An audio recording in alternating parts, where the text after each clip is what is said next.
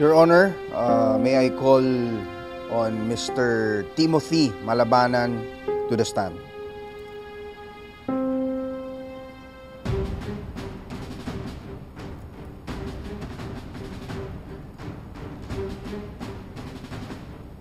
Mr. Malabanan, maaari mo ba uli sabihin sa amin kung ano ang trabaho mo?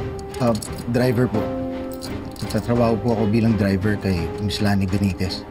Naalala mo ba kung nasaan ka nung araw ng November 3, 2025 ng bandang 2:00 ng hapon? Opo, nagmamaneho po ako sa tapat po ng Southcrest Hospital. Siguro po mga 2:00 po ng hapon. Maaari mo bang sabihin sa amin kung ano ang nangyari habang binabaybay mo yung lugar na yan? Nakita ko po sa sidewalk, may dalawang babae po na nag-aaway.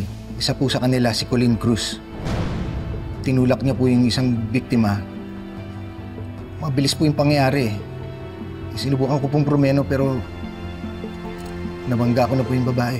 Hindi totoo yan! Nagsisinungaling po siya! Hindi ko po tinulak yung kapatid ko! Counsel, restrain your client. Apologies, Your Honor. Pauline, please. May oras para sa testimony mo. Right now, let me do my job. That would be all, Your Honor. Cross. Yes, sir. Mr. Malabanan, ang sabi mo kanina, mabilis ang mga pangyayari. Gaano ka kalayo dun sa mga babaeng nakita mo bago mo nabangga yung biktima? Siguro po mga 40 or 50 metro mula po kung nasan ako.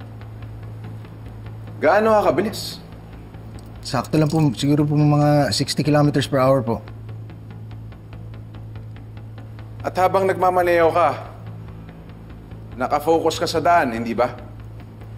Opo, malinaw na malinaw ko po nakikita sila. Ang sabi mo pa kanina, nakita mo yung dalawang babae na parang nag-aaway. Opo. Narinig mo yung pinag-usapan nila, hindi ba? Hindi po. Hindi. Hindi mo pala narinig yung pinag-uusapan nila. So, hindi ka rin sigurado na nag-aaway sila. Tama? Tama po.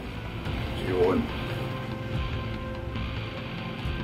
So, hindi kaya sinasabi mo lang na itinulak ng akusada ang biktima para may ibang managot sa pagsagasa mo sa kanya?